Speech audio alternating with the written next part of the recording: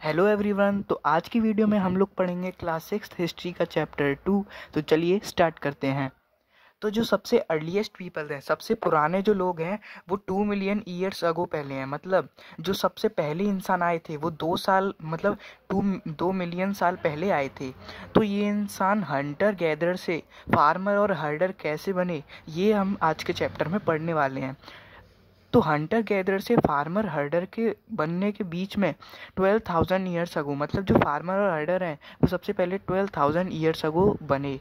ठीक है। तो हंटर गैदरर से फार्मर्स और हर्डर बनने की वजह एक क्लाइमेटिक चेंज थी। अब क्लाइमेटिक चेंज से कैसे बन गए, तो यही हम आज के चैप्टर में पढ़ेंगे। तो चलिए मैं इसको नीचे कर लेता हूँ।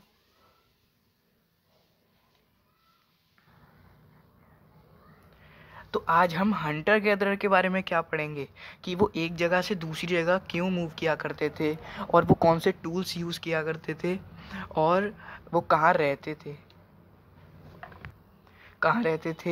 और उनको फायर की नॉलेज क्या थी, वो फायर का यूज़ कैसे करते थे। ठीक है। तो सबसे पहले स्टार्ट करते हैं मूवमेंट रीज़न। वो एक जगह से दूसरी जगह क्यों मूव करते थे? In search of food, in search of water. अब फूड एक जगह पे क्या होता था कि जो भी एक जगह पे प्लांट्स और एनिमल्स हैं वो सब वो एक खा लेते थे। अब वहाँ पे वो सब ख़त्म हो गया तो वो दूसरी जगह ढूंढने के लिए जाया करते थे। इन सर्च ऑफ वाटर, मतलब non perennial rivers to perennial reverse.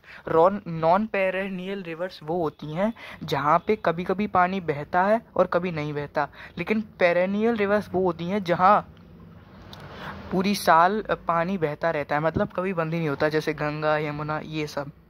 In search of seasonal plants and animals, कुछ ऐसे प्लांट्स और एनिमल्स होते हैं जो कि एक पर्टिकुलर सीजन में आते हैं, तो उनकी सर्च में वो मूव किया करते थे। Next, tools use. कौन से टूल्स यूज़ किया करते थे? तो स्टोन टूल्स क्यों यूज़ करते थे, किस चीज़ के लिए? To cut meat and bones, meat और बोन्स काटने के लिए।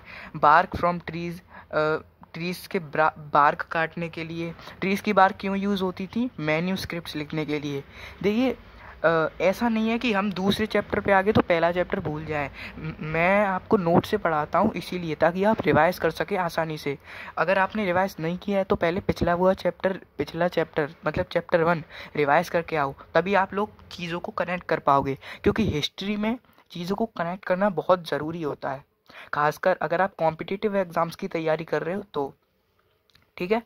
बार्क फ्रॉम ट्रीज और फ्रूट्स को भी कट करने के लिए यूज़ करते थे। और बोन टूल्स, वुड टूल्स, ये तीनों तरह के टूल्स वो यूज़ करते थे। नीचे कर लेता हूँ मैं इसको। ठीक है। नाउ लिविंग प्लेस, कहाँ रहते थे? तो वो ऐसी जगहों पे रहते थे जहाँ वाटर की क्वांटिटी, ये एन मैंने यहाँ पे लगा दिया, वाटर की क्वांटिटी ज़्यादा है और स्टोन की क्वालिटी अच्छी है। मतलब जहाँ वाटर ज़्यादा है वहाँ वो रहेंगे, और जहाँ स्टोन की क्वालिटी, क्योंकि स्टोन के ही टूल्स हुआ करते थे उस टाइम ज़्यादा, तो उन्हें स्टोन की क्वालिटी अच्छी चाहिए। रॉक शेल्टर्स में भी वो रहा करते थे, जैसे कि केव्स हमें काय से प्रोटेक्ट करता है? Rain, cold, heat etcetera. अब हमें कैसे पता कि केव्स में वो रहा करते थे? तो एक केव है भीमबेटका केव्स, हमें उसमें कुछ पेंटिंग्स मिली हैं जो ये बताती हैं कि मतलब वो कैसे रहा करते थे। ये पेंटिंग भीमबेटका केव्स है, ये मध्य प्रदेश में है, इसको याद रखना, इस पे स्टार लगा लो आप। भीमबेटका केव्स मध्य प्रदेश में है। Now knowledge of fire. अरे यार, नॉलेज ऑफ फायर, वो फायर किस काम के लिए यूज़ करते थे? तो हमें कैसे पता चलता है कि उनको फायर का यूज़ पता था? कुरनूल केव से हमें पता चलता है। कुरनूल केव्स में कुछ पेंटिंग्स मिलती हैं या फिर कुछ ऐसे एविडेंस मिलते हैं जिससे हमें पता चलता है कि उन्हें फायर का यूज़ पता था। तो वो फायर किस चीज़ के यूज़ करते थे? लाइट के लिए, टू रोस्ट फूड, खाना पकाने के लिए, टू स्केयर एनिमल्स, जानवरों को डराने के लिए। ठीक है। तो चलिए चलते हैं, नीचे चलते हैं, अभी नेक्स्ट पेज तो नहीं आया, थोड़ा और बचा है। अब हम पढ़ेंगे स्टोन एज। देखिए, स्टोन एज 3 होती हैं, Palaeolithic, Mesolithic, Neolithic. 2 million years ago से 12,000 ईयर्स अगो के बीच में, 12,000 ईयर्स अगो पहले क्या हुआ था? Climatic change. ठीक है। मतलब अभी जिससे फार्मर हर्डर बने थे, हम आगे अभी पढ़ेंगे नेक्स्ट पेज पे। तो 2 मिलियन ईयर्स अगो से 12,000 ईयर्स अगो तक ये लोग पैलियोलिथिक एज में थे। मतलब पैलियो का मतलब है ओल्ड, लिथिक का मतलब है stone, old stone age. 12,000 years ago से 10,000 ईयर्स अगो तक मीसोलिथिक एज में थे। मीसोलिथिक मतलब मिडिल स्टोन एज। ये दिख रहा है क्या? हाँ दिख रहा है। नाउ 4500 ईयर्स अगो मतलब 10,000 ईयर्स अगो और 4500 ईयर्स अगो के बीच में कौन सी एज थी? नियोलिथिक एज मतलब न्यू स्टोन एज। तो इसमें जो टूल्स थे वो फाइन कटिंग एज थे, मतलब उनकी एज बहुत फाइन कट थी और वो पॉलिश्ड टूल्स थे। ठीक है, तो ये स्टोन एज आपको रटना ही पड़ेगा, मतलब ज़रूरी नहीं है रटो, पर इसको एक दूसरे से एक मतलब चीज़ों से कनेक्ट भी कर सकते हो। चलो चलते हैं नेक्स्ट पेज की तरफ। अब हम लोग पढ़ेंगे कि ऐसे क्या क्या क्या क्लाइमेट चेंज हुआ था जिसकी वजह से मैन जो हंटर गैदरर है वो फार्मर और हर्डर बन गया था।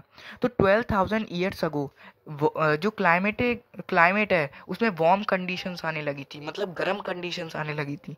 अब जब गर्मी आएगी तो आइस जो है वो मेल्ट होंगी। तो आइस मेल्ट होने की वजह से दो मेजर प्रॉब्लम हुई।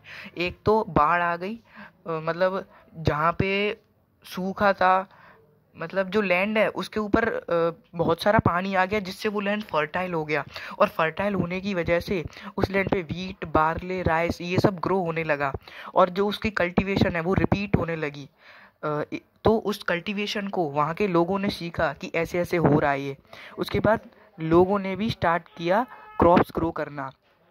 इस तरीके से लोग फार्मर बने। अब दूसरी चीज़ क्या हुई, जो वहाँ पे बाढ़ आ गई तो एनिमल्स जो सरवाइव कर रहे थे वहाँ पे उस लैंड पे वो मूव कर गए, क्योंकि बाढ़ आएगी तो वहाँ पे कैसे रहेंगे वो। तो मैन ने एनिमल को फॉलो किया और मतलब उनकी फूड हैबिट्स को सीखा और उनकी ब्रीडिंग कैसे होती है ये सीखा, और फिर उन्होंने उन एनिमल्स को पालना भी स्टार्ट किया, जैसे शीप, गोट, कैटल, ऐसे एनिमल्स को पालना शुरू किया। इस तरीके से मैन हर्डर बना। Now taming of animal. तो वाइल्ड एंसेस्ट्रल डॉग पहला एनिमल था जो टेम किया गया था। तो कैसे करते थे, मतलब जो इंसान थे वो अपने कैंप के बाहर कुछ खाना छोड़ देते और एनिमल आके उसको खाते थे। मतलब ऐसा रोज होने लगा कि वो खाना छोड़ रहे हैं एनिमल, आप अगर किसी डॉगी को रोटी डालते हो तो वो दूसरे दिन आपके पास ज़रूर आएगा। ऐसे ही टेम किया जानवरों को। उस this is how they got tames, ऐसे उन्होंने उसको टेम किया।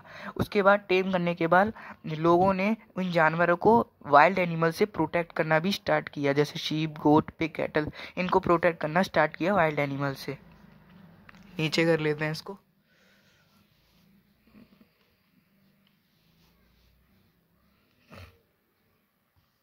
नाउ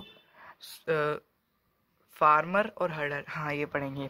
तो जो फार्मर थे वो अपने क्रॉप्स का यूज़ क्या ऐसे किया करते थे, एज सीड्स मतलब उनको दोबारा भी तो उगाना पड़ेगा ना। एक बार क्रॉप ग्रो हो गया तो उनको गेहूं मिला, तो फिर दोबारा सीड्स के उनको यूज़ करना पड़ेगा उसको उगाने के लिए। किसी को गिफ्ट में देना है तो ऐसे भी यूज़ किया कर सकते हैं, और फूड खाएंगे भी तो सही, वो गिफ्ट या उगाने में ही सब कुछ लगा देंगे तो खाएंगे क्या। और वो अपने क्रॉप्स को स्टोर कहाँ करते थे, गड्ढे खोद के उनमें स्टोर किया करते थे। लार्ज क्ले पॉट्स, बड़े बड़े मिट्टी के पॉट्स थे उनमें स्टोर किया करते थे, और बास्केट में भी स्टोर किया करते थे। नाउ हर्डर। तो शीप, कैटल, गोट, पिग ये मेजर एनिमल्स थे जिनको वो हर्डर पाला करते थे। हमें कैसे पता चला कि यही एनिमल्स थे, तो हमने इनकी बोन्स आइडेंटिफाई की। किसने? आर्कियोलॉजिस्ट ने। इनकी बोन मिली है हमें ज़मीन में, तो उनको हमने आइडेंटिफाई किया। और वो उनको जो सामान मिलता था, मतलब वो इन जानवर को कैसे यूज़ किया करते थे, इन जानवरों को मीट के लिए, मिल्क के लिए एक्सेट्रा यूज़ किया करते थे। Man became farmer and हर्डर। अब मैन फार्मर और हर्डर बन गया था, तो अब उसको एक सेटल्ड लाइफ चाहिए थी। एक जगह पे उसको सेटल होना था, क्योंकि अगर वो ऐसे ही एक जगह से दूसरी जगह मूव करता रहता तो क्या वो अपने खेत को भी उठा ले जाएगा, मतलब जो फार्मर है उसको अपने खेत के पास ही रहना पड़ेगा। तो अब उसको एक ही जगह सेटल होने की ज़रूरत थी। तो लेट टू सेटल्ड लाइफ, इसकी वजह से क्या हुआ, फार्मर हर्डर बना। इसकी वजह से क्या हुआ, लेडल मतलब सेटल्ड लाइफ की शुरुआत हुई।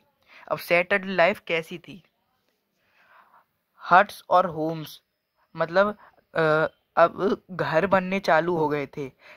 हट्स और होम्स, हट का मतलब होता है झोपड़ी, तो ये बनने चालू हो गए थे। एग्जाम्पल बुर्जा होम, बुर्जा होम में हमें हट और होम मिले हुए हैं। बुर्जा होम आज के टाइम पे कहाँ है? कश्मीर में। और वो गड्ढे भी खोद लिया करते थे रहने के लिए।